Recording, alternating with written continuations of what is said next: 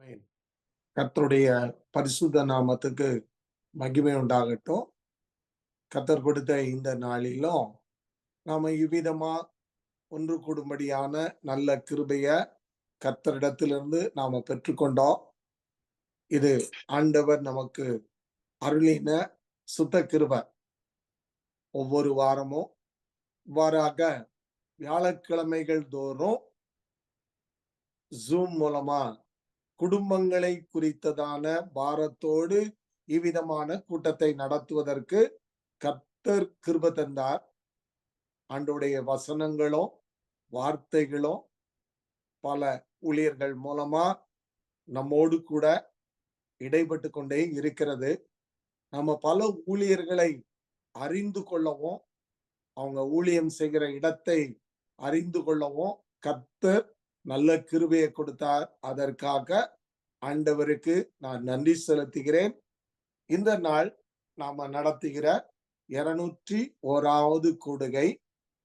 இந்த நாளின் கூடுகையில நம் நடுவுல ஆண்டவருடைய வார்த்தையும் தன்னுடைய ஊழிய அனுபவங்களையும் பகிர்ந்து கொள்ள டாக்டர் ஸ்டான்லி பீகார்ல ஜெம்ஸ் மிஷன் ஸ்தாபனத்தில் இருக்கிற ஆஸ்பத்திரியில மருத்துவராக பணிபுரிந்து கொண்டு தேவனுடைய ஊழியத்தை செய்து கொண்டிருக்கிற அருமையான டாக்டர் நம் நடுவுல இருக்கிறாங்க.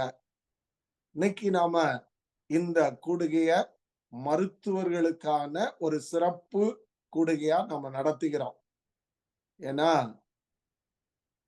ஆங்கிலிகன் திருச்சபை, அதாவது பழைய திருச்சபைகள்ல பார்க்கும்போது கடந்த ஞாயிற்றுக்கிழமை லூக்காவின் திருநாளாக கொண்டாடி இருக்கிறாங்க. அதோடு லூக்கா யாருன்னு சொல்லி பார்த்தா டாக்டர், மருத்துவர் என்று சொல்லி வேதத்துல குறிப்பிடப்பட்டிருக்கிறபடினால் இந்த லூக்காவின் திருநாளாக கொண்டாடுகின்றார்கள். அதன் அடிப்படையில நாமும் கூட இந்த நவம்பர் முதல் வாரத்தை கடந்த 2 ஆண்டுகளாக டாக்டர்ஸுக்குன்னு ஒதுக்கி வைத்து நாம செயல்பட கர்த்தர் கிருபை தந்தார். இன்னைக்கு ஆண்டவருடைய வார்த்தை பகிர்ந்து கொள்ள வந்திருக்கிறார் டாக்டர் ஸ்டான்லி. ஆரம்பத்துல பார்க்கும்போது அவங்களுடைய பூர்வீகம் எங்கன்னா திருச்செந்தூருக்கு அருகாமையில ஆர்மனேரிங்கிற ஒரு சின்ன பட்டணம் உண்டு. அது பட்டணத்துக்கு அருகாமையில அம்மன்புரம்னு ஒரு சின்ன கிராமம், யாருக்குமே தெரியாத ஒரு கிராமம். ஆனா இந்த கிராமத்துல பிறந்து இந்த கிராமத்துல வளர்ந்து இன்னைக்கு ஒரு டாக்டராக ஆண்டவருடைய கிருபையினால உயர்த்தப்பட்ட ஒரு மனிதர். இப்படிப்பட்ட மனிதர் நம்முடைய மிஷனரிகள் வந்து கல்வியை கொடுத்தாங்க, இயேசுவையும் கொடுத்து கல்வியும் கொடுத்தாங்க. அதன் அடிப்படையில இன்னைக்கு அவங்க ஒரு நல்ல டாக்டராக படிப்பதற்கு கர்த்தர் கிருபை தந்து தன்னைக்கு இப்படிப்பட்ட வாய்ப்பை கொடுத்த ஆண்டவரை அறியாத ஜனங்கள் மத்தியில போய் நான் அறிவிக்கணும், அவங்களுக்கு ஆண்டவர் எனக்கு கொடுத்த கிருபையில அவங்களுக்கு ட்ரீட்மெண்ட் கொடுக்கணும்னு சொல்லி அர்ப்பணித்து பீகார்ல தன்னை இணைத்து முழு குடும்பமா இருக்கிற மகன் இன்னைக்கு நம்மோடு கூட இருக்கிறாங்க. அதற்காக ஆண்டவருக்கு நான் நன்றி செலுத்துகிறேன். ஆண்டவருடைய வார்த்தைய அவங்க பகிர்ந்து கொள்ள அன்போடு அழைக்கிறேன். பரிசுத்த நாமத்துக்கு மகிமை உண்டாவதாக. ஆண்டவர் இப்படியாக ஒரு வாய்ப்பு கொடுத்து உங்கள் மத்தியில இந்த நாளிலும் செய்தியை ஷேர் பண்றதுக்கு கர்த்தர் கொடுத்த கிருபையை நினைத்து உங்க ஆண்டவருக்கு நன்றி சொல்லுகிறேன். இந்த தரிசன கூடுகைக்காகவும் ஆண்டவருக்கு நன்றி சொல்றேன். வாய்ப்பு கொடுத்த எபனேஸ்வரனுக்காகவும் உங்க எல்லாருக்காகவும் ஆண்டவருக்கு நன்றி சொல்லுகிறேன். அங்கிள் ஜோமன் ஜெபத்துல சொன்னது போலவே ஆண்டவருடைய பெரிதான கிருபையினால இந்த இடத்துல பணி செய்ய ஆண்டவர் கிருபை செய்திருக்கிறார். சுருக்கமா சாட்சி சொல்ல போனா, நான் என்னுடைய ஊர் தூத்துக்குடி மாவட்டத்துல கீழப்புத்துக்குடின்னு சொல்ல ஒரு கிராமம். அந்த இடத்துல நான் 12வது படிக்கும்போது ஒரு மிகுந்த மோசமான ஒரு வியாதியினால பாதிக்கப்பட்டிருந்தேன். மறுபடியும் வியாதியா இருந்தப்போ எப்படியாக நல்லாகி நான் படிக்க முடியுங்கிற ஒரு நிலையில இருந்தப்போவும் ஆண்டவர் தன்னுடைய மிகுந்த கிருபையினாலே எனக்கு ஒரு சுகத்தையும் கொடுத்தார். ஒரு அற்புதமாக நல்லபடியா மெடிக்கல் படிக்கிறதுக்கு மெரிட்ல இடமும் கொடுத்தார். அது கிருபையினால அங்க சேர முடிந்தது. அங்க உள்ள ஒரு மருத்துவ மாணவர்களின் கூடுகை மூலமா ஆண்டவர் இன்னும் அறிந்து கொள்வதற்கு, ரட்சிப்புக்குள்ளாக வருவதற்கும் ஆண்டவர் கிருபை பாராட்டினார். அதுபோலவே இந்த இஎம்எஃப், இயூங்கிற ஊழியங்கள் மூலமாக பணித்தலங்களை விசிட் பண்ணுவதற்கும், ஊழியங்களை பத்தி, மிஷன் ஆஸ்பத்திரி பத்தி தெரிந்து கொள்ளவும் கர்த்தர் கிருபை செய்தார்.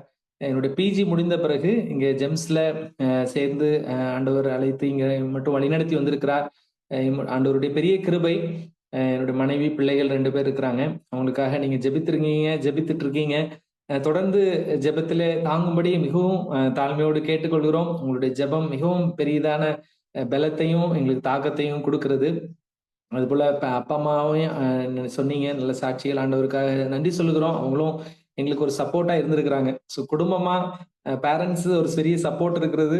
எங்களும் இங்க ஊழியத்துல தொடர்ந்து கண்டினியூ பண்ணுவதற்கு ஆண்டவர் பெரிய ஹெல்ப் பண்ணியிருக்கிறாங்க. ஜெம்ஸ் மூலமாகவும் தொடர்ந்து அநேக காரியங்கள் ஆண்டவர் செய்து கொண்டிருக்கிறார். சர்ச் பிளான்டிங் மூலமா இன்னும் அநேகர் ஆண்டவரை பற்றி அறிந்து கொள்வதற்கு, பேப்டிசம்ல வர்றதுக்கு ஆண்டவர் ஹெல்ப் பண்ணியிருக்கிறாங்க. பெரிய ஒரு சாட்சியாக ஒரு ஓப்பன் டோர் வச்சிருக்கிறாங்க. இன்னும் பழைய இந்த யூபி, சத்தீஸ்கர் இல்லைன்னா ஜார்க்கண்ட்ங்கிற மாதிரி இல்லாதபடி இப்பொழுதும் நாங்க வந்து சுவிசேஷத்தை சொல்வதற்கு ஒரு பெரிய ஓப்பன் டோர் ஆண்டவர் வைத்திருக்கிறாங்க. இந்த மெடிக்கல் மினிஸ்ட்ரியில இன்வால்வ் பண்ணி செய்வதற்கு அகஸ்டின் ஜெபகுமார் அங்கிள் மூலமாகவும் அவங்க எல்லா தலைவர்கள் மூலமாகவும் சப்போர்ட் கிடைக்குது. அது மூலமா ஆண்டவர் எங்களை பயன்படுத்தி கொண்டிருக்கிறாங்க. தினமும் நாங்க காலையில பீப்புள் ரிஜிஸ்டர் பண்ண உடனே ஒரு 25 பேர் இருக்கும்போது அந்த இடத்துல சுவிசேஷத்தை சொல்லுகிறோம். ஆண்டவர் இயேசு கிறிஸ்து கேள்விப்படாத மக்களும் ஆண்டவரை கேள்விப்படுவதற்கு அது ஒரு உபயோகமா இருக்குது. மற்றும் இந்த இஸ்லாமிய சபையில சேர்ந்தவங்களும் வராங்க. அவங்களுக்கும் நாங்க உருது, புதிய ஏற்பாடுகள் இன்னும் ஆண்டவரை பத்தி சொல்ல ஆண்டவர் ஹெல்ப் பண்ணியிருக்கிறாங்க. அது மாத்திரமல்ல, அந்த வெயிட்டிங் ஏரியால இயேசு கிறிஸ்துடைய வாழ்க்கை வரலாறு அடங்கிய அந்த இயேசுவின் படத்தை நாங்க காண்பிக்கிறோம். நிறைய இடங்கள்ல இப்ப வீடியோ வெளியில போய் காண்பிக்கிறதுக்கு பெர்மிஷன் கிடையாது. ஆனால் ஆண்டவர் இந்த ஒரு ஓப்பனிங் மூலமா அவங்களுக்கு நாங்க சுவிசேஷத்தை சொல்ல ஆண்டவர் ஹெல்ப் பண்ணி இருக்கிறாங்க. அது போல பின்தொடர் ஊழியமாக அதுல இன்ட்ரெஸ்டட் பீப்புளை நாங்க ஃபாலோ பண்றதுக்கு ஆண்டவர் ஹெல்ப் பண்ணி இருக்கிறாங்க. இந்த வரும் நாட்கள்ல டிசம்பர் மாதத்துல குறிப்பா கிறிஸ்துமஸ் இந்த காலகட்டங்களில இதை ஒரு வாய்ப்பா பயன்படுத்தி ஒரு 40-50 குடும்பங்களை நாங்கள் சந்திக்கிறது உண்டு. 1ஆம் தேதியிலிருந்து ஒரு 15ஆம் தேதிக்குள்ள இங்க ஹாஸ்பிட்டல்ல பேஷண்ட்ஸா வர்றவங்க, இன்ட்ரெஸ்டடா உள்ளவங்களுக்கு நாங்க ஃபாலோ அப் மினிஸ்ட்ரியா போய் அவங்க வீடுகளில் சந்தித்து இனிப்பு கொடுத்து சுவிசேஷத்தையும் சொல்லி ஆண்டவரை பற்றி சொல்ல ஆண்டவர் கடந்த வருடங்கள்ல ஹெல்ப் பண்ணியிருந்தாங்க. இந்த வருடத்திலும் அப்படியாக ஒரு காரியம் உண்டு. நீங்க அதுக்காக தொடர்ந்து ஜெபித்துக் கொள்ளும்படி உங்களை அன்போடு கேட்டுக்கொள்கிறோம். இன்னும் இந்த வாரத்துல எங்களுக்கு இந்த வின்டர் மந்த்ஸ்ல நிறைய கேம்ப்ஸ் நடக்கும். இங்க ஏன்னா கண் பார்வையற்ற இந்த கேட்ராக்ட்னால அநேகம் பேர் பிளைண்ட்னஸ்ல இருப்பாங்க. ஸோ அவங்களுக்கான தொடர்ச்சியான கேம்ப்ஸ் இருக்குது. அது மூலமா சுவிசேஷம் சொல்லப்படுகிறது. நிறைய டாக்டர்ஸ் வந்து யூராலஜி, ஜெனரல் சர்ஜரி இந்த மாதிரி காரியங்கள் செய்வதற்கும் இந்த மாசத்துல பிளான்ஸ் பண்ணியிருக்கிறோம். அதற்கும் நீங்க தொடர்ந்து ஜெபிக்கும்படி உங்களை அன்போடு கேட்டுக்கொள்கிறேன். ஒரு சின்ன சாட்சியை நான் உங்களோட பகிர்ந்து கொள்ள விரும்புகிறேன். கடந்த வருஷத்துல ஜூலைல இருந்து ஒரு டயாலிசிஸ்ங்கிற அந்த கிட்னி ஃபெயிலியர் ஆனவங்களுக்கு ஒரு டயாலிசிஸ் காரியத்தை நாங்க ஸ்டார்ட் பண்ணுவதற்கு ஆண்டவர் ஹெல்ப் பண்ணார். சிறிதாக ஆரம்பித்தது. முதலாவது ஒரு ஆள் மட்டும் வைத்து நாங்க ஸ்டார்ட் பண்ணோம். இப்போ கிட்டத்தட்ட ரெகுலரா ஒரு 60-70 பேர்களுக்கு ஒரு மாசத்துல 60-70 சிட்டிங்ஸ் டயாலிசிஸ் பண்ணுவதற்கு ஆண்டவர் ஹெல்ப் பண்ணியிருக்கிறாரு. அதுல ஒரு சின்ன பையன், ஐ திங்க் முன்னாடி சொன்னேன்னா ஞாபகம் இல்லை, அதுல ஒரு சின்ன தம்பி சரவண்ங்கிற பேரு. அவனுக்கு வந்து கிட்னி ஃபெயிலியர் ஆகி 9 வயசு தான். ரொம்ப சீரியஸான நிலைமையில அந்த டைம்ல இங்க வந்திருந்தாங்க நம்ம ஹாஸ்பிட்டலுக்கு. அப்ப நம்ம இங்க டயாலிசிஸ் ஸ்டார்ட் பண்ணல. நம்ம இங்க இருந்து பக்கத்துல ஒரு மேஜர் ஹாஸ்பிட்டலுக்கு அனுப்பி விட்டோம். அங்க போய் ஸ்டார்ட் பண்ணாங்க. கொஞ்ச நாள்ல அவங்களால அதை அஃபோர்ட் பண்ண முடியல. ஸோ வீட்டுல கொண்டு வந்து வச்சுட்டாங்க. சரி, இவன் உயிரோட எப்படினாலும் டயாலிசிஸ் பண்ணாலும் அவன் எவ்வளவு வருஷம் இருப்பாங்கிறது ஒரு கேரண்டி இல்லைன்னு டாக்டர் சொன்னதுனால வீட்டுல கொண்டு வச்சிருந்தாங்க. இங்க அந்த நேரத்துல நம்ம ஜூலைல இங்க ஸ்டார்ட் பண்ணது யாரோ சொல்லியிருக்கிறாங்க. நம்ம சர்ச் விசுவாசிகள் யார் மூலமோ கேள்விப்பட்டு, சரி இந்த இயேசுவை நம்பி இந்த இடத்துக்கு நம்ம போவோம்னு சொல்லி இங்க வந்தாங்க. மிகவும் அபாயகமான நிலைமையில வந்தாலும் அந்த நேரத்துல அவனுக்கு முதலுதவி கொடுக்கப்பட்டு அந்த டயாலிசிஸ் சிகிச்சை ஸ்டார்ட் பண்ணப்பட்டது. ஸ்டார்ட் பண்ணி ஒரு 6 மாசம் கண்டினியூ பண்ணா நல்லா ரெக்கவரி வந்தது. அது டயாலிசிஸ் பண்ணி நல்லா இருந்த போவுமே நம்ம அந்த கிட்னி நெஃப்ராலஜிஸ்ட்ங்கிறவங்க சொன்னாங்க, இவனுக்கு 2 வருஷம் 3 வருஷத்துக்கு மேல இவன் உயிர் வாழ்றது சந்தேகம். இவ்வளவு டயாலிசிஸ் பண்ணாலுமே இவனுக்குள்ள வியாதி அப்படிப்பட்ட வியாதின்னு. ஆனா ஆண்டவர் பெரிய கிருபையா ஒரு 8 மந்த்ஸ் 9 மந்த்ஸ் வரும்போது அவனுடைய அந்த உப்பு சத்து படிப்படியா குறைய ஆரம்பிச்சது. இப்ப டயாலிசிஸோட ஃப்ரீக்வன்சி வாரத்துல 3 நாள் பண்ணது, அப்புறம் 2 நாள், அப்புறம் 1 நாள், அந்த மாதிரி ஆகி கடவுளுடைய பெரிதான கிருபையினால இப்போ ஒரு 4-5 மாதங்களா அவன் டயாலிசிஸே இல்லாத அளவிற்கு நல்லதா இருக்கிறான். கர்த்தருடைய நாம் மகிமைப்படுவதாக. இப்ப நம்ம ஸ்கூல்ல ஹோம்ல இருந்து படிக்கிறதுக்கும் ஆண்டவர் அவனுக்கு உதவி செஞ்சிருக்கிறாங்க. ஸோ அப்படிப்பட்ட ஆண்டவர் பெரிய அற்புதங்களையும் ஒண்ணுமில்லாத எங்களை கொண்டு செய்து கொண்டிருக்கிறார். அதை நினைத்து ஆண்டவருக்கு நன்றி சொல்லுகிறோம். தொடர்ந்து நீங்க இந்த மெடிக்கல் ஊழியங்களுக்காகவும் குறிப்பா இந்த லூக்கா இந்த நாட்களில மெடிக்கல் மினிஸ்ட்ரியை பத்தி தெரிந்து கொள்வதற்கும் அதுக்காக நீங்க ஜெபிக்கிறதுக்கும் எடுக்கிறது பெரிய சந்தோஷமா இருக்கு. ஏன்னா நிறைய இடங்கள்ல மிஷன் ஆஸ்பத்திரியில டாக்டர்ஸ், நர்சஸ் இன்னும் அந்த ஃபெசிலிட்டிகள் இல்லாதனால மூடப்படுகிற நாட்களா இருக்கிறது. ஸோ இன்னும் அதிகமான ஆட்களை வேலை ஆட்களை ஆண்டவர் அனுப்பும்படி தொடர்ந்து ஜெபிச்சுக்கோங்க. செய்திக்கு நம்ம கடந்து போறதுக்கு முன்னதாக ஒரு 2 நிமிஷம் நம்ம கண்களை மூடி ஜெபம் செய்வோம். நல்ல தகப்பனே, இந்த ஆசீர்வதிக்கப்பட்ட இரவு வேளைக்காக உமக்கு நன்றி செலுத்துகிறோம். பல இடங்களில் இருந்தும் ஆண்டவரே உம்முடைய பிள்ளைகளாய் ஆண்டவரே நாங்க லாகின் பண்ணியிருக்கிறோம். ஆண்டவரே உம்முடைய நாங்க தூரத்துல இருந்தாலும் தூரத்திற்கும் சமீபத்திற்கும் நீர் தேவன். ஆண்டவரே நீர் எங்களை கொண்டு ஆண்டவரே இந்த இடத்திலே செய்கிற எல்லா நன்மைகளுக்காக உமக்கு நன்றி செலுத்துகிறோம். துதி கனமையும் எல்லாம் உமக்கு மாத்திரமே செலுத்துகிறோம் அப்பா. நாங்கள் ஆண்டவரே உம்முடைய காரியத்தை செய்வதற்கு எவ்வளவும் ஆண்டவர் தகுதியுள்ள அல்ல ஆண்டவரே. உம்முடைய குமாரனாய் இயேசு கிறிஸ்துவின் ரத்தத்தாலே தகுதிப்படுத்தின கிருபைக்காக உமக்கு நன்றி செலுத்துகிறோம். ஆண்டவரே இந்த லூக்காவின் நாட்களை நாங்கள் ஆண்டவரே சந்தோஷத்தோட கொண்டாடும் பொழுது உம்முடைய சுவிசேஷத்தின் காரியங்களையும் அவருடைய வாழ்க்கையின் காரியங்களையும் இன்னும் வசனத்திலிருந்து காரியங்களையும் நாங்கள் கற்றுக்கொண்டு ஆண்டவரை இன்னும் அதிகமாய் ஆண்டவரை கிட்டி சேர எங்களுக்கு கிருபை தாரும். ஆண்டவரே பங்கு பெறுகிற ஒவ்வொருவரையும் உடைய சமூகத்தில் ஒப்புக் கொடுக்கிறோம். அவர்களை நீங்க ஆசீர்வதிங்க, பயன்படுத்துங்க. அவர்கள் இருதயத்தோட நீங்க பேசுங்க. பேசுகிற அடிமையை மறைத்து நீர் வெளிப்படுங்க. சகல கனமகிமை உமக்கே செலுத்துகிறோம். இயேசுவின் நாமத்தில் ஜெபங்களும் நல்ல பிதாவே, ஆமென். செய்திக்கு ஆதாரமா ஒரு சின்ன 3 ஒரு ஹெட்டிங்ஸ்ல நான் ஆண்டவருடைய வார்த்தையை பகிர்ந்து கொள்ள விரும்புகிறேன். ஒரு அற்பமான ஆரம்பம் நம்முடைய வாழ்க்கையில் இருக்கு, ஆண்டவர் கொடுக்கிறார். அதை தொடர்ந்து அர்ப்பணிக்கப்பட்ட வாழ்க்கையோடு நாம் வாழும் பொழுது ஒரு அர்த்தமுள்ள முடிவு நம்முடைய வாழ்க்கையில நம்முடைய பர்பஸை ஆண்டவர் முடிவு கொண்டு வர வல்லமையுள்ளவராக இருக்கிறார். அதை குறித்து நான் சொல்ல விரும்புகிறேன். அற்பமான ஆரம்பம் வேதத்துல பாக்குறோம். ஒருவேளை நான் வசனத்தை சொன்னா யாராவது வாசிக்கிறதுக்கு ஹெல்ப் பண்ண முடியுமா? சகரியாவின் புத்தகம் 4வது அதிகாரம் 10வது வசனம். எப்படின்னா ஒரு அற்பமான ஆரம்பம் நம்முடைய வாழ்க்கையிலும் நம்ம ஆண்டவர் தெரிந்து கொள்கிற நாட்கள்ல ஒரு அற்பமான ஆரம்பமா தான் நம்ம ஒவ்வொருவரும் இருந்திருக்கிறோம். 1 கொரிந்தியர்லயும் வாசிக்கிறோம். ஆண்டவர் இப்ப இந்த உலகத்துல விடப்பட்டவர்கள், ஞானம் இல்லாதவர்கள், ஒன்றுமில்லாதவர்களை தெரிந்து கொண்டார்னு போட்டிருக்கு. ஆனா அப்படிப்பட்டவர்களை கொண்டும் ஆண்டவர் பயன்படுத்துகிறார். லூக்காவையும் பார்த்தோம்னா அவர் ஒரு யூத குலத்துல இருந்து வந்த ஒரு மனிதர் அல்ல, புறஜாதியான்னு சொல்லப்படுகிற ஒரு கிரேக்க மதத்தை சார்ந்தவர். அப்படி என்றாலும் அந்த ஒரு அற்பமான ஆரம்பம் இருந்தாலும் ஆண்டவருக்குள்ளாக தன்னை அர்ப்பணித்த போது ஆண்டவர் அவரை வல்லமையாக பயன்படுத்துகிறார். எப்படின்னா ஒரு 2 புக்ஸ் எழுதுறதுக்கு ஆண்டவர் அவர் ஹெல்ப் பண்ணியிருக்கிறாரு. மருத்துவ மிஷினரியாக இருந்திருக்கிறாரு. லூக்கா சுவிசேஷத்தையும் எழுதியிருக்கிறாரு. அப்போஸ்தலர் நடபடிகள்ல என்ன சொல்றாங்கன்னா எல்லா சுவிசேஷத்தை காட்டிலும் இவருடைய சுவிசேஷத்துல நிறைய டீடைல்ஸ், அந்த ஹிஸ்டரி, இந்த உலகத்துல இப்போ இந்த காலத்துல எப்படி ஹிஸ்டரி புக்ஸ் எழுதுறாங்களோ அந்த ஒரு அச்சு அடையாளத்தோடயே அவர் எழுதியிருக்கிறார். ஒரு ஹிஸ்டாரிக்கல் ஆத்தென்டிசிட்டி அந்த புக்ஸ்ல எழுதப்படுகிறது. அது மாதிரி இயேசு கிறிஸ்து எப்படியாக நிறைய சுகமாக்கும் அற்புதங்களை செய்யும் போது அதுல அவருடைய காரியமா இன்னும் அதிகமாக அந்த டிசீஸ் பத்தியும் அதோடைய கேரக்டர்ஸ் பத்தியும் இன்னும் அதிகமாக வர்ணிக்கிறது நம்ம பார்க்க முடியும். ஆக்ட்ஸ் ஆஃப் த அப்போஸ்டல்ஸ், அந்த அப்போஸ்தலர் நடவடிக்கைகளையும் பவுலுடைய வாழ்க்கையை அதிகமாக விவரித்திருக்கிறாரு. சில நாட்கள்ல பவுலுடைய பிரயாணங்கள்ல இவரும் அவர் கூட சென்று இருக்கிறார். ஸோ அவருடைய ஹிஸ்டாரிக்கல் அக்கௌண்ட் மிகவும் ஆத்தென்டிக்கா இருக்குது. ஆண்டவர் ஒரு புறஜாதியான ஒரு மகனை நம்ம பாக்குறோம். இயேசு கிறிஸ்து இந்த வம்ச வரலாறுலையும் புறஜாதியான ஒரு ரூத், புறஜாதியான ராகாப் அவங்களையும் தெரிந்து கொண்டு அவருடைய அந்த வம்ச வரலாறு வருது. இந்த உலகத்துல ஆண்டவர் எல்லாரையும் அன்பு கூர்ந்தார், யாரையும் அவர் புறம்பே தள்ளுகிறது இல்லை. அதற்கு ஒரு பெரிய எடுத்துக்காட்டு நம்முடைய வாழ்க்கையும் ஒத்த ஒரு நபர். அற்பமான ஆரம்பம் நம்முடைய வாழ்க்கையில் இருந்தாலும் அதை அசட்டை பண்ண முடியாதுன்னு சொல்லி சகரியா 4:10 வாசிக்க முடியலாமா?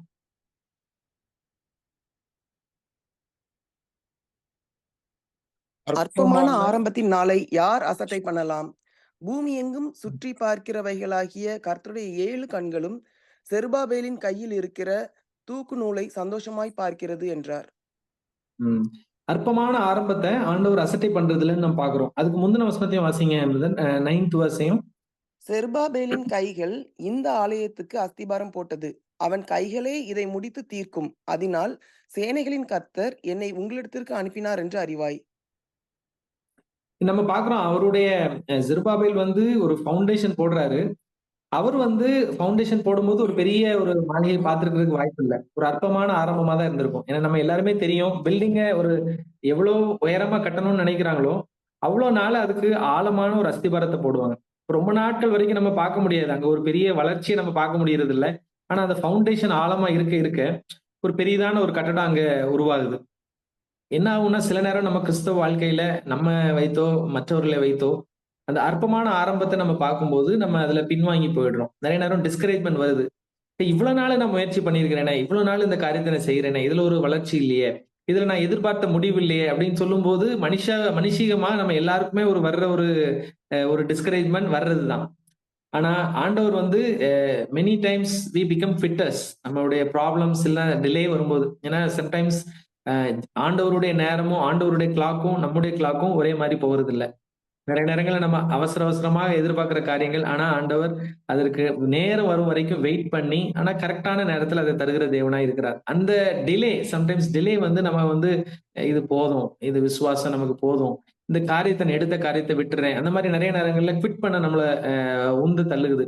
ஆனா ஆண்டவர் விரும்புறது என்னன்னா, அந்த மாரி ஒரு சின்ன ஆரம்பம் இருந்தாலும், அத நம்ம என்னைக்குமே அத நம்ம விட்டுறக்கூடாது. கை விட்டுறக்கூடாது. ஒருவேளை புர்ஜ் கலீஃபா நம்ம இந்த பெரிய tallest tower in the world அத எடுத்தாலுமே, ஆரம்பம்ன்னு பார்த்தா கண்டிப்பா அந்த ஃபவுண்டேஷனுக்கும் சரி, ரொம்ப நாள் எடுத்து தான் அத கட்டியிருப்பாங்க. அந்த ஆரம்பத்த மட்டும் நம்ம முடிவு பண்ணி, கடைசிய நம்ம இதனால ஒண்ணும் பிரயோஜனம் இல்லன்னு நம்ம சொல்லவே முடியாது. சோ நம்முடைய வாழ்க்கையிலயும் சில நேரங்கள்ல நம்ம எதிர்பார்க்கிற அளவுக்கு நம்ம இடத்துல முதிர்ச்சி இல்லாம இருக்கலாம். சில நேரம் நம்ம எதிர்பார்க்கிற பலன் இல்லாம இருக்கலாம்.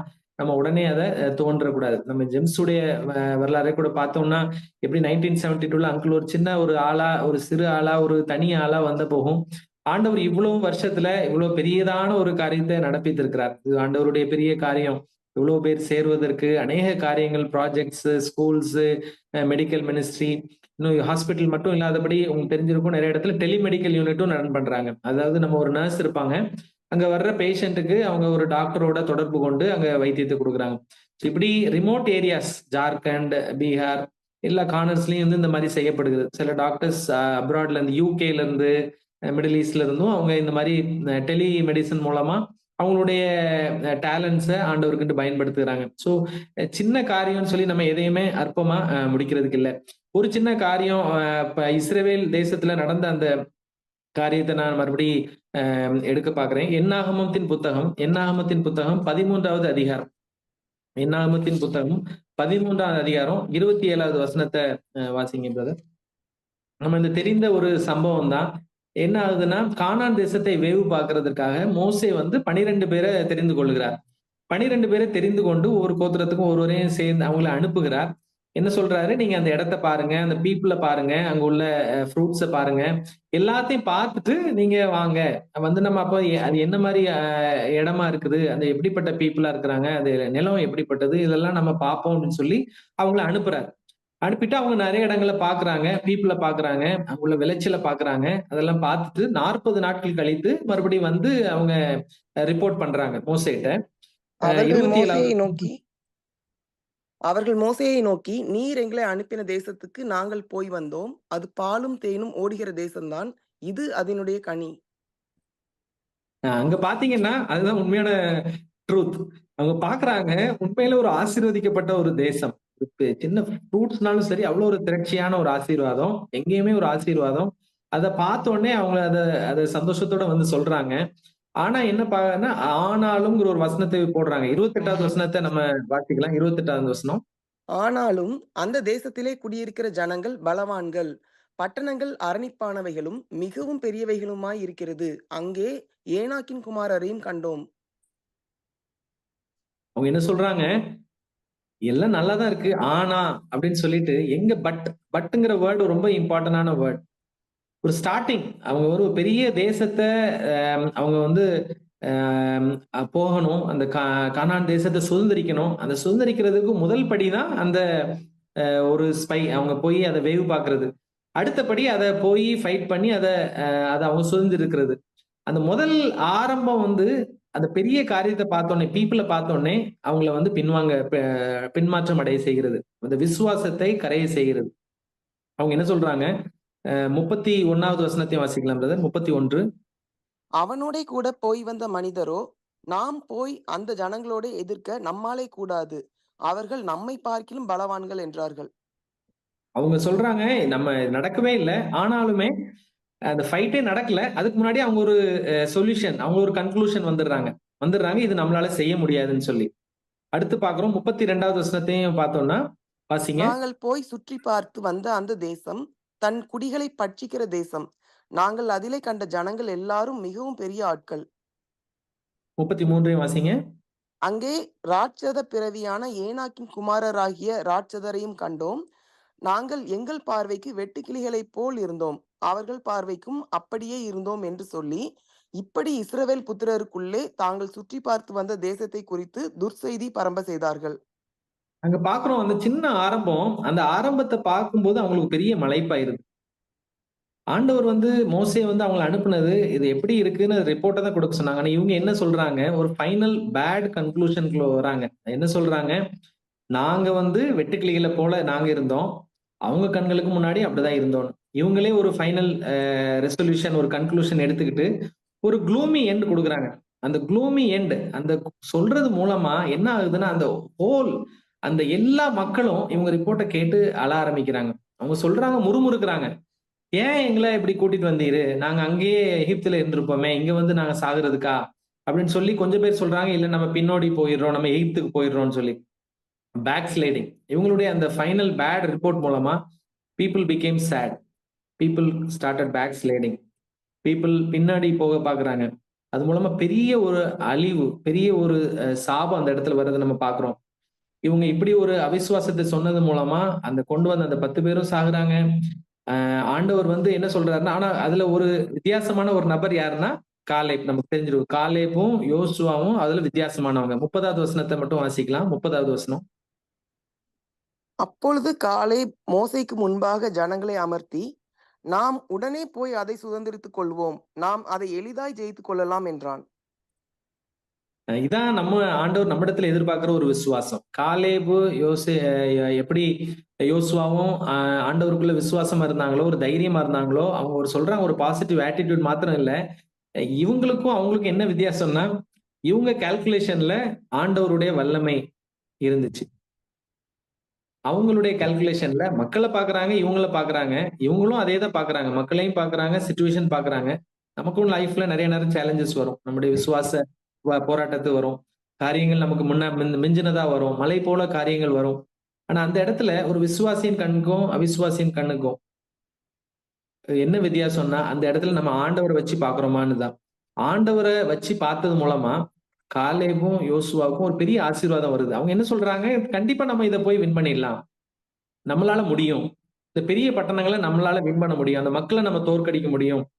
இது மூலமா ஒரு பெரிய ஆசீர்வாதத்தை நம்ம சுதந்திரிக்க முடியும் அப்படின்னு சொல்லி ஒரு பெரிய தைரியமான ரிப்போர்ட் குடுக்குறாங்க. ஆனா இவங்க 2 பேர் சொல்றதும் அந்த 10 பேர் ரிப்போர்ட்ல நிக்கல. முடிவு என்ன நம்ம எல்லாம் தெரிஞ்சிருக்கோம். அந்த 10 பேர் மூலமா செஞ்ச ரிப்போர்ட் மூலமா பெரிய ஒரு அழிவு. ஆண்டவர் 40 வருஷம் அவங்க வெயிட் பண்ணி இங்க அங்க அலையறதுக்கு அவங்களுக்கு ஒரு பெரிய ஒரு தண்டனை கிடைக்குது. ஆண்டவர் சொல்றாரு, காலேபு, யோசுவா இவங்கள தவிர 20 வயசுக்கு முந்தின யாருமே அந்த இடத்துல பிரவேசிப்பதில்லைன்னு சொல்லி ஒரு பெரிய ஒரு சாபம், ஒரு பெரிய ஒரு தண்டனை அந்த இடத்துல வருது. நம்மளும் விசுவாசிகளான நாம் ஆண்டவரை குறித்த காரியங்கள், விசுவாசத்துக்குரிய காரியங்கள் என்னைக்குமே பின்னோக்கி போகக்கூடாது. ஒருவேளை சின்ன ஆரம்பமா இருக்கலாம், சிறிய காரியமா இருக்கலாம், பெரியதான ஒரு காரியத்தை நம்மளால பார்க்க முடியாம இருக்கலாம். ஆனா ஆண்டவர் நம்மை துவக்குனவர், விசுவாசத்தை நமக்குள்ள துவக்குனவர். எப்படி பிலிப்பியர் 1:6 சொல்லப்பட்டிருக்கோ, அதை முடிவு பரியந்தம் நடத்தி வர வல்லமை உள்ளவராய் இருக்கிறார்.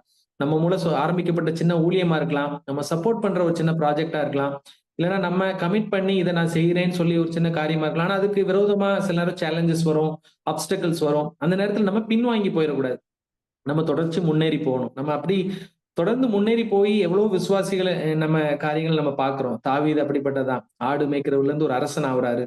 தானியேல் ஒரு பெரிய மந்திரி ஆகுறாரு. லூக்காவும் ஆண்டவரால புறக்கணிக்கப்பட்ட ஒரு புறஜாதியா இருந்தாலும் பெரிய ஒரு ஆண்டவருடைய சத்தியத்தை எழுதுகிற, ஆண்டவருடைய சுவிசேஷத்தை சொல்லுகிற ஒரு பெரிய மனுஷனா ஆண்டவர் தெரிந்து கொண்டார். அசட்டை பண்ணாம நாமளும் நம்மையும் அக்செப்ட் பண்ணணும். சில நேரம் லிமிடேஷன்ஸ் நமக்குள்ள இருக்கலாம். நம்மளால இவ்வளவுதான் பண்ண முடியுதுன்னு அற்பமா இருக்கலாம். ஆனா நமக்குள்ள இருக்கிற பெரியவர், உலகத்தில் இருக்கிறவனிலும் உங்களில் இருக்கிறவர் பெரியவர் சொல்லப்பட்டிருக்கு. என்னை விசுவாசிக்கிறவன் நான் செய்த காரியங்களை செய்வேன், இதை காட்டிலும் பெரியவற்றை செய்வான்னு ஆண்டவர் சொல்லியிருக்கிறாரு. சோ அப்படிப்பட்ட விசுவாசத்தை நம்ம என்னைக்குமே இழந்துடக்கூடாது. அது மூலமா ஆண்டவர் மகிமைப்படுவாரு. நம்முடைய காரியம் மூலமா அநேகரை நம்ம ரட்சிப்புக்குள்ளாக வழிநடத்த முடியும்.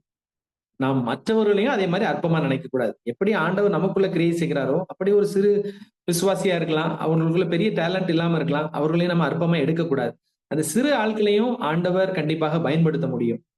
அடுத்த பாயிண்ட் அர்ப்பணிக்கப்பட்ட வாழ்க்கை. First it's a small beginning. We should not despise the day of small beginning. Second வந்து we should steadily move forward. அர்ப்பணிக்கப்பட்ட வாழ்க்கை. நம்ம அர்ப்பணிப்புல தொடர்ச்சியா எப்படி ஆரம்பிச்சோமோ அதை கடைசி வரைக்கும் நம்ம கண்டினியூ பண்ணணும். லூக்கா தன்னுடைய ஊழியத்தை அப்படியாக நிறைவேற்றினதை நம்ம பார்க்கிறோம். பல இடங்கள்ல சுவிசேஷத்தை கொண்டு போகிற மனுஷனா இருந்தார். லூக்கா எழுதின சுவிசேஷம் 9வது அதிகாரம் 62வது வசனத்தை வாசிக்கலாம். லூக்கா எழுதின சுவிசேஷம் 9வது அதிகாரம் 62வது வசனம். அதற்கு இயேசு, கலப்பையின் மேல் தன் கையை வைத்து பின்னிட்டு பார்க்கிற எவனும் தேவனுடைய ராஜ்யத்துக்கு தகுதியுள்ளவன் அல்ல என்றார். இங்க பாக்குறோம், ஆண்டவர் அவரை நம்ம ஃபாலோ பண்ணும்படி, ஆண்டவரை பின்தொடரும்படி நம்ம அர்ப்பணிச்ச பிறகு அது என்னைக்குமே அங்க நோ டர்னிங் பேக். லோத்தின் மனைவியை போல, இல்லைன்னா யோபுவின் மனைவியை போல விசுவாசத்திலேயோ சோர்ந்துறதுக்கு என்னைக்குமே நம்ம இடம் கொடுக்க கூடாது. இந்த இடத்துல இந்த கான்டெக்ட் நம்ம பார்த்தோம்னா, அதற்கு முன்னான வசனத்துல நம்ம பார்க்கும்போது ஆண்டவர் வந்து எருசலேமை நோக்கி பிரயாணப்படுகிறார். நமக்கு தெரியும் அவருடைய வாழ்க்கையின் கடைசி நாட்கள். சிலுவையை சுமக்கணும், இந்த உலகத்தின் எல்லா பாவங்களையும் சுமக்கணும், அதுல இருந்து ஒரு ரட்சிப்பை உருவாக்கணும். அங்க இதுவரைக்கும் அவரை ஒரு சில நிறைய இடங்கள்ல அவர் அற்புதம் செய்யும்போது அவரை ராஜாவாக அவரை அப்ரிஷியேட் பண்ணாங்க, அவரை வர்ஷிப் பண்றதுக்கு வந்தாங்க மக்கள். அவரை நிறைய மக்கள் பின்தொடர்ந்து வந்தாங்க. ஆனா இயேசுக்கு எல்லாமே தெரியும், அடுத்து அவருக்கு என்ன வரப்போகுதுன்னு எல்லாமே தெரியும். ஆனா அப்ரிசியேஷனோ இல்லைன்னா அவரை ஏளனம் பண்றதோ, அவரை துதிக்கிறதோ, அவரை ஏசுறதோ, ஆண்டவர் பிதா அவருக்குன்னு கொடுத்த அந்த அழைப்புல இருந்து அவர் என்னைக்குமே அதை பின் வாங்கல. அதனாலதான் நம்ம பாக்குறோம். 57வது வசனத்தை வாசிக்கலாம். 57வது அதே அதிகாரம் 57வது வசனம். அவர்கள் வழியிலே போகையில் ஒருவன் அவரை நோக்கி, ஆண்டவரே, நீர் எங்கே போனாலும் உம்மை பின்பற்றி வருவேன் என்றான். அதற்கு இயேசு, நரிகளுக்கு குழிகளும் ஆகாயத்து பறவைகளுக்கு கூடுகளும் உண்டு, மனுஷகுமாரனுக்கோ தலை சாய்க்கு இடமில்லை என்றார். அந்த மனுஷன் வந்து சொல்றாப்ல, நீங்க எங்க போனாலும் நான் உண்மை பின்பற்றுவேன்னு ஒரு பெரிய ஒரு ப்ராமிஸ் கொடுத்துறாரு. அப்பதான் இயேசு கிறிஸ்து சொல்றாரு, அப்படி நீ என்னை பின்பற்றுறதுக்கு இது எது கிடைக்கும், இது எது எனக்கு நடக்கும்ங்கிற ஒரு எதிர்பார்ப்போட வரக்கூடாதுங்கிறதுனாலதான் அவர் சொல்றாரு, மனுஷகுமாரன் தலை சாய்க்கிறதுக்கும் இடம் இல்லை. தலை சாய்க்கிறது ஒரு சின்ன ஒரு கம்ஃபர்ட் தான், சின்ன ஒரு சாதாரண ஒரு செக்யூரிட்டி தான். நம்ம இருக்கிற இடம், ஆண்டவரன் வைத்திருக்கிற ஒரு காரியத்தை நான் ஆண்டவர் கொடுக்கிறது. ஆனா அந்த காரியத்துல கூட நீ எனக்கு வந்து இது எனக்கு கிடைக்கும், இது மேலதான் நம்பிக்கையை வச்சு என்னை பின்தொடரக்கூடாதுங்கிற ஒரு காரியத்தை ஆண்டவர் அவன் முன்னாடி வைக்கிறாரு. அவனுடைய ரிப்ளை என்ன இருந்து நமக்கு தெரியல. அநேகமா அவர் டிக்ளைன் பண்ணியிருக்கலாம், அதை விட்டுட்டு போயிருக்கலாம். நிறைய நேரம் நம்மளும் ஆண்டவருக்கு நிறைய காரியங்களை கமிட் பண்ணிடுறோம். ஆண்டவர் இதை நான் செய்வேன், இதை நான் பண்ணுவேன், நான் ஊழியத்துக்குன்னு ஒப்பு கொடுக்க. ஆனா சில நேரங்கள்ல நம்முடைய சுய பலத்திலேயோ சுய தைரியத்திலேயோ அதை செய்ய முடியறதுக்கு நமக்கு பலன் இல்லை. அதனாலதான் ஆண்டவர் சொல்றாரு, பரிசுத்தாவினரின் பலன் உங்களிடத்துல வரணும். அப்பதான் நம்ம எருசலேமிலும் யூதேயாவிலும் சமாரியாவிலும் பூமியின் கடைசி பரியந்தம் சாட்சிகளா இருக்க முடியும். அந்த பலன் நமக்கு வரும்போதுதான் நம்ம கொடுக்கிற வாக்குத்தத்தபடி நம்ம வாழ முடியும். நிறைய நேரம் என்ன சொல்றாங்க, 95% ஆண்டவருக்குன்னு ஒப்பு கொடுக்குறவங்க, அந்த ஊழியத்துக்குன்னு ஒப்பு கொடுக்குறவங்களோ அந்த காரியத்தை தொடர்ச்சியா நிறைவேற்ற முடியாம பின்வாங்கி போயிடுறாங்க. ஒருவேளை அவங்க எதிர்பார்ப்பு வேற மாதிரி இருக்கலாம், எதிர்பார்ப்புகள். அதனாலதான் ஆண்டவர் சொல்றாரு, என்ன நடந்தாலும் தொடர்ச்சி நம்ம வாசிக்கும் போது இன்னொரு இடத்துல என்ன சொல்றாரு, இன்னொருவனை பார்த்து என்ன சொல்றாரு, நீ என்னை பின்பற்றி வா அப்படின்னு சொல்லும்போது அவர் என்ன சொல்றாரு, இல்ல நான் இதை அடக்கம் பண்ணிட்டு அப்புறம் வரேன்னு. அப்ப ஆண்டவர் சொல்றாரு, நீ முதல்ல எடுத்த கலப்பையில கை வைத்த பிறகு பின்னிட்டு பார்க்கவே கூடாது. அது ஒருவேளை ரிலேஷன்ஷிப்பா இருக்கலாம், நம்ம பீப்புளா இருக்கலாம், இல்ல காரியங்களா இருக்கலாம், நம்முடைய பொசஷனா இருக்கலாம். எதுவுமே நம்ம வந்து ஆண்டவர் விட்டு நம்ம பின்வாங்கி போகக்கூடாது. 61வது வசனத்தையும் வாசிங்க. பின்பு வேறொருவன் அவரை நோக்கி, ஆண்டவரே, உம்மை பின்பற்றுவேன், ஆனாலும் முன்பு நான் போய் வீட்டில் இருக்கிறவர்களிடத்தில் அனுப்புவித்து கொண்டு வரும்படி எனக்கு உத்தரவு கொடுக்க வேண்டும் என்றான். 3 பேர்கிட்டயுமே ஆண்டவர் சொல்ற ஒரு காரியம்னா இன்ஸ்டன்ட் ஒபீடியன்ஸ். ஆண்டவர் நம்ம இடத்துல ஒரு காரியத்தை சொல்லியிருக்கிறாரு, நம்ம அதை வெயிட் பண்ணணும். வெயிட் பண்ணி ஆண்டவரிடத்துல காரியங்களை, வசனங்களை, அந்த சர்க்கம்ஸ்டான்சஸை பார்த்து நம்ம முன்னேறி செல்ல ஆண்டவர் விரும்புகிறார். ஃபர்ஸ்ட் இன்ஸ்டன்ட் ஆக்ஷன், அப்புறம் move forward and never look backward. ஒரு வசனத்தை நம்ம பிரசங்கியில நம்ம வாசிக்க வேண்டாம். பிரசங்கி 5வது அதிகாரத்துல 4வது வசனத்துல என்ன போட்டிருக்குன்னா, நீ தேவனுக்கு ஒரு பொருத்தனை பண்ணி கொண்டால் செலுத்த தாமதியாதே, நீ நேர்ந்து கொண்டதை செய், நேர்ந்து கொண்டதை செய்யாமற் போவதை பார்க்கிலும் நேர்ந்து கொள்ளாதிருப்பதே நலம்னு சொல்லி. நம்ம ஆண்டவருக்குன்னு ஒருவேளை சில பொருத்தனைகள் பண்ணியிருக்கலாம். அதை வந்து நம்ம ஒரு குற்ற உணர்வுக்காக சொல்றதுக்குன்னு இல்லை, அதை நிறைவேற்றணும்னு ஆண்டவர் நம்ம இடத்துல எதிர்பார்க்கிறார். ஆனா அதை நிறைவேற்றுறதுக்கு நம்முடைய சுயத்திலேயோ நம்முடைய சுய வார்த்தையிலேயோ பலத்திலேயோ நம்ம செய்ய முடியாது. நம்ம ஆண்டவரிடத்துல பொறுத்து நம்ம காத்திருக்கும் போது ஆண்டவர் அந்த பலத்தை தருகிறார். ஆனா இப்படி பலத்தை தரும்போதும் சிச்சுவேஷன் எல்லாமே நம்ம சாதகமா முடிஞ்சிடும், எல்லாமே நம்ம போற ரோடு எல்லாமே கிரீன் சிக்னல், நம்ம நிக்காம போயிட்டே இருக்கலாங்கிறது அர்த்தம் கிடையாது. அதுதான் இயேசு கிறிஸ்துடைய வாழ்க்கையில நம்ம பார்க்கிறோம். அவர் போகும்போது அந்த சமாரியர்கள் அவரை அக்செப்ட் பண்ணல. உடனே யோவானும் யாக்கோபும் சொல்றாங்க, ஆண்டவரே நான் வானத்துல இருந்து அக்கினியை கொண்டு வந்து இவங்களை அழிச்சிடவான்னு. சில நேரங்கள்ல நமக்கும் நான் ஆண்டவருடைய காரியத்தை தானே செய்யறேன், ஆண்டவருக்காக தானே இவ்வளவு ஊழியத்தை செய்யறேன், ஆண்டவருக்காக தானே பொருத்தனை பண்ணேன், அந்த நேரத்துல எனக்கு ஏன் இப்படி ஒரு எதிர்ப்புகள், எனக்கு ஏன் இப்படி ஒரு சங்கடங்கள் வரும், நமக்கு சோர்வுகள் வரலாம். சத்ரு மூலமா, மக்கள் மூலமா, சில காரியங்கள் மூலமா, இந்த விழுந்த மனுஷிகத்தின் மூலமா அந்த காரியங்கள் நம்மளுடைய வாழ்க்கையில வரலாம்.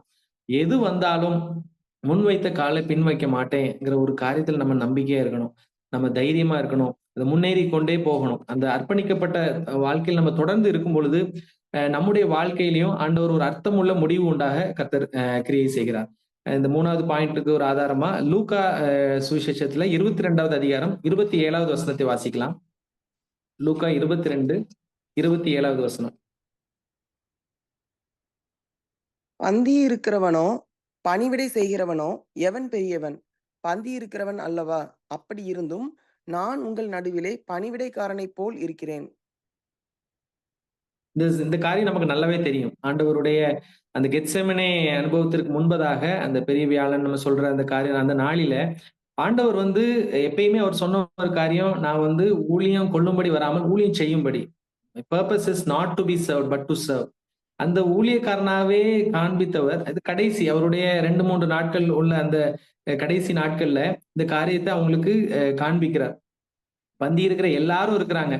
நமக்கு அந்த சிச்சுவேஷன் நல்லாவே தெரியும். ரொம்ப தூரம் பிரயாணப்பட்டு அந்த மேல் வீட்டு அறையில எல்லா சீஷர்களும் உட்கார்ந்து இருக்கிறாங்க.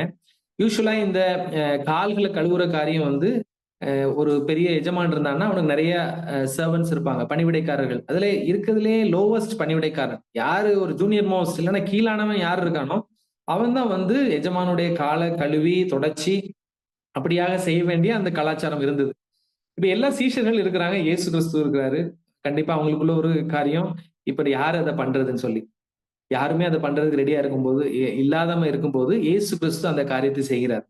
ஒருவரையா கழுவுறார். நமக்கு தெரியும் அந்த அடுத்த கொஞ்சம் சில மணி நேரங்கள்ல என்ன ஆனதுன்னு சொல்லி. ஆண்டவர் சீமோன் பேதுரு எவ்வளவோ சொன்னாரு, நாம எல்லாரும் ஓடி போனாலும் நான் உம்மை விட்டு ஓடி போக மாட்டேன்னு சொன்னாரு.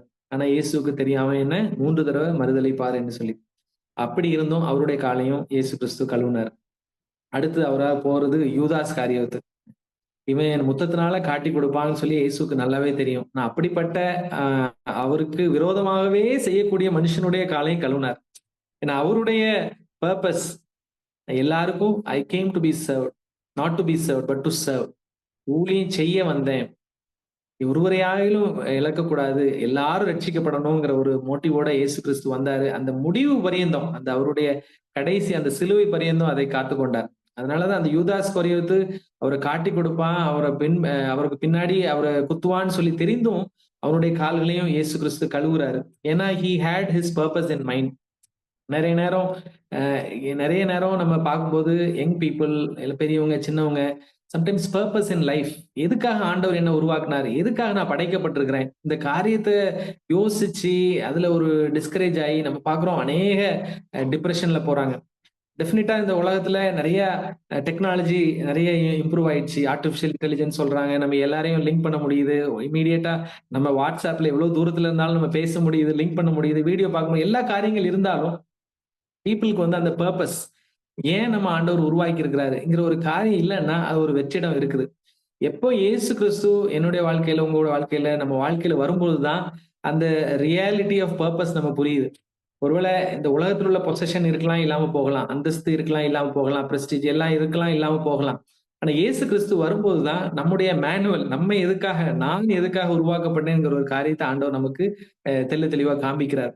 ஒவ்வொருவருக்கும் இந்த உலகத்துல ஆண்டவர் ஒரு பர்பஸ் வச்சிருக்கிறாரு. யாரையும் அவர் அற்பமா எண்ணவே இல்லை. 12 சீஷர்களை யாரையுமே அவர் வேறுபடுத்தி பார்க்கல. ஒருவேளை பேதுரு லீடரா இருப்பான், அவன் காலை கழுவேன், மத்தவனா வேண்டாம் அப்படி சொல்லவே இல்லை. எல்லாருக்கும் ஈக்குவலா அவர் ட்ரீட் பண்ணார். அப்படிதான் நம்முடைய ஒவ்வொரு வாழ்க்கையிலையும் ஆண்டவர் ஒரு பெரிய மேலான பர்பஸ் வச்சிருக்கிறார். இயேசு கிறிஸ்து அப்படியே அதை அப்படி கடைசி பரியந்தம் அதை முடித்து சிலுவையில ஒரு பெரிய ஜெயத்துணியா இட் இஸ் பினிஷ்ட், எல்லாருக்கும் ஒரு ரட்சிப்பை நான் அதை சம்பாதிச்சிட்டேன் அப்படின்னு சொல்லி தன்னுடைய பர்பஸை முடிச்சு சந்தோஷத்தோடு தன்னுடைய பிதாவை நோக்கி போறார். எபிரேயர்ல பார்க்கிறோம், எல்லாரும் அவரை நெருக்கினாலும். அந்த வசனத்தை மட்டும் வாசிக்கலாம். எபிரேயர் 12வது அதிகாரம், அதோட வாசத்தை நம்ம முடிச்சிடலாம், நேரமும் முடிந்ததுன்னு நினைக்கிறேன். எபிரேயர் 12வது அதிகாரம், அதுல உள்ள 3வது வசனத்தை வாசிக்கலாம். ஆகையால் நீங்கள் இளைப்புள்ளவர்களாய் உங்கள் ஆத்துமாக்களில் சோர்ந்து போகாதபடிக்கு தமக்கு விரோதமாய் பாவிகளால் செய்யப்பட்ட இவ்விதமான விபரீதங்களை சகித்த அவரையே நினைத்துக் கொள்ளுங்கள். எப்படிப்பட்ட ஒரு மாதிரி நமக்கு காண்பிச்சிருக்கிறாருன்னா, 2வது வசனத்தை பார்க்கலாம். அதே அதிகாரத்தை நான் வாசிக்கிறேன். அவர் தமக்கு முன் வைத்திருந்த சந்தோஷத்தின் பொருட்டு அவமானத்தை எண்ணாமல் சிலுவையை சகித்து தேவனுடைய சிங்காசனத்தின் வலது பரிசத்தில் வீற்றிருக்கிறார். அவர் பார்க்கிறது அந்த சிலுவையும் பாடுகளையும் இல்ல. அவர் பார்த்தது அந்த மேலான மகிமைய. சில நேரங்கள்ல நம்ம எல்லாம் அறிந்திருக்கிறோம், ஆண்டவர் சீக்கிரம் வரப்போகிறாரு, இந்த உலகம் நிரந்தரம் ஆனது இல்லன்னு. இருந்தாலும் நமக்கு வாழ்க்கையில வர்ற பிரச்சனைகள், போராட்டங்கள், இல்ல சில விதமான சேலஞ்சஸ், இல்ல தேவைகள் நம்ம இந்த உலகத்தை மட்டுமே பார்த்து நம்ம ஓட வைக்குது. ஆனா ஆண்டவர் நமக்கு கிருபை செய்வாராக. நம்முடைய கண்கள் இந்த உலகத்தின் தேவைகளையும் உலகத்தின் காரியங்களையும் மாத்திரம் இல்லாதபடி இது கடந்து போகிற மேலான அந்த நித்தியமான அந்த வாழ்க்கைக்கு நேராகும். அதற்குரிய வைத்திருக்கிற அந்த பெரிய சந்தோஷத்தை பொருட்டு எப்படி மோசே எல்லா நன்மைகளும் அந்த பார்வோன் வீட்டுல இருந்தாலும் எனக்கு இது வேண்டாம், எனக்கு ஆண்டவருடைய மக்களோட நான் கஷ்டப்பட்டாலும் பரவாயில்ல, இந்த உலகத்தின் சந்தோஷம் வேணான்னு சொல்லி உதறினது போல நாமும் ஆண்டவர் அழைத்த அழைப்பில கடைசி வரைக்கும் நிலைத்திருந்து எப்படி மேலாக ஒரு மகிமை ஆண்டவர் இயேசு கிறிஸ்து அடைந்தாரோ, லூக்கா அடைந்தாரோ, அது மூலமா நம்முடைய வாழ்க்கையிலும் நிறைவேற கர்த்தர் தாமே உதவி செய்வாராக. இந்த வாய்ப்பு கண்களை மூடி நாம ஜெபிப்போம். ஆண்டவரிடத்தை நம்ம அர்ப்பணிப்போம். யாரையும் நம்ம அற்பமா எண்ணாதபடி ஆண்டவர் நம்மையும் என்னையும் தெரிந்து கொண்டிருக்கிறார், நம்மையும் பயன்படுத்தி வருகிறார். நம்முடைய அழைப்புல கடைசி வரைக்கும் நிலைத்திருக்க நம்ம ஒருவர் சப்போர்ட் பண்ண, உந்தி தள்ள, உற்சாகப்படுத்த ஆண்டவர் நமக்கு கிருபை செய்வாராக. நாம் ஜெபிப்போம். நல்ல தகப்பனே, இந்த ஆசீர்வதிக்கப்பட்ட இரவேளைக்காக நமக்கு நன்றி செலுத்துகிறோம். ஆண்டவரே, உம்முடைய வார்த்தை வல்லமை உள்ளது. ஆண்டவரே ஏசப்பா, எங்களுடைய எல்லா காரியங்களும் அறிந்தவர் நீர், கண்ணாடியை போல எங்களை பார்க்கிறவர் நீர். நமக்கு முன்பானது மறைவானது எதுவுமே இல்லை ஆண்டவரே. ஆண்டவரே, நாங்கள் அப்படியாக உங்களுடைய சமூகத்துல வருகிறோம். எங்களை ஒரு விசை கழுவும், எங்களை ஒரு விசை கழுவும். ஆண்டவரே, எப்படியாக நீ சீஷர்களுடைய கால்களை கழுவி அவர்களை சுத்தமாக்கினது போல எங்களையும் உடைய வசனத்தின் மூலமாக உடைய ஆவியானவர் மூலமாக கழுவும். எங்களுக்கு என்று ஆண்டவரை வைத்திருக்கிற நோக்கத்தை ஆண்டவரை நாங்கள் இழந்து போகாதபடி எங்களுக்கு வைக்கப்பட்ட அழைப்பை நாங்கள் ஆண்டவரே கடைசி வரைக்கும் காத்திருந்து அதை நிறைவேற்றி மகிமை ஆண்டவரே மகிமையும் நீர் எப்படியாக அறிந்து கொண்டீரோ அப்படியாக நாங்கள் ஆண்டவரை சுதந்திரத்துக் கொள்ள நீர் ஒவ்வொருவருக்கும் நீர் கிருபை செய்யணும் நாங்கள் ஜெபிக்கிறோம். ஆண்டவரை இன்னும் அதிகமான ஆட்களை நீங்க எழுப்போம். ஆண்டவரின் அதிகமான ஆசீர்வாதத்தை கூடும் வசனத்தின் மூலமாக இந்த கூடுகையில் இன்னும் அதிகமாய் ஆண்டவரே ஆசீர்வாதத்தை பெற்றுக்கொள்ள கிருபை செய்யுங்க. வந்திருக்கிற ஒவ்வொரு ஆண்டவரே பீப்பிளையும் உங்களுடைய குடும்பங்களை நினைக்கிறோம். அவர்களுடைய தேவையில என்ன இருந்தாலும் ஆண்டவரை நீர் சந்திங்க. முதலாவது உங்களுடைய ராஜ்யத்தை தேடுகிற பிள்ளைகளுக்கு எல்லாமே நீ கூட கொடுக்குறேன்னு சொல்லியிருக்கிறீங்கப்பா. என்னென்ன தேவை இருக்குமோ அவங்களுடைய காரியங்களை நீங்க ஆண்டவரை சந்திங்க. உங்களுடைய வசனத்தின் மூலமாக உங்களுடைய ஆசீர்வாதத்தினால நீங்க நிரப்புங்க. தொடர்ந்து நீங்க பயன்படுத்துங்க. உங்க குடும்பங்களையும் உங்க ஊழியங்களையும் எல்லாவற்றையும் நீங்க ஆசீர்வதிங்க. ஆண்டவரே, எங்களையும் உடைய சமூகத்திலே தாழ்த்தி ஒப்பு கொடுக்கிறோம். சகல கனம் மகிமை துதி உமக்கே செலுத்துகிறோம். இயேசுவின் நாமத்தில் ஜெபங்களும் நல்ல பிதாவே, ஆமென். என் ஆத்துமாவே கர்த்தரை ஸ்தோத்திரி, என் முழு உள்ளமே அவருடைய பரிசுத்த நாமத்தை ஸ்தோத்திரி. என் ஆத்துமாவே கர்த்தரை ஸ்தோத்திரி, அவர் செய்த சகல உபகாரங்களையும் மறவாதே. ஆமென். கர்த்தருடைய பரிசுத்த நாமத்துக்கு மகிமை உண்டாகட்டும். இந்த நாளிலோ நம்முடைய அழைப்பை ஏற்று நம் நடுவுல விசேஷமா டாக்டருக்கு அதிகமான உண்டு. அதன் நடுவிலும் இப்படி ஜூம் மீட்டிங்ல வந்து ஆண்டவருடைய வார்த்தையை பகிர்ந்து கொள்ள அர்ப்பணிச்சாங்க. நல்ல ஒரு ஆண்டவருடைய வார்த்தைய ஆண்டவர் மகன் மூலமா நமக்கு தந்தார். அதற்காக ஆண்டவருக்கு நாம் நன்றி செலுத்துவோம். தொடர்ந்து டாக்டருக்காக அவருடைய குடும்பத்துக்காக விசேஷமா மெடிக்கல் மினிஸ்ட்ரிக்காக நாம ஜெபம் பண்ணுவோம். இன்னைக்கும் டாக்டர் கொடுத்த இந்த செய்தியானது யூடியூப்ல அப்லோட் பண்ணப்பட்டு மற்றவர்களுக்கும் இது செல்ல ஒரு வாய்ப்பாக நம்ம கொடுக்கிறோம். இதன் மூலம் பயனடைந்தவர்கள் ஏராளம் உண்டு. யூடியூப்ல போடப்பட்ட செய்திகளின் மூலமா பயனடைந்தவர்கள் ஏராளம் உண்டு.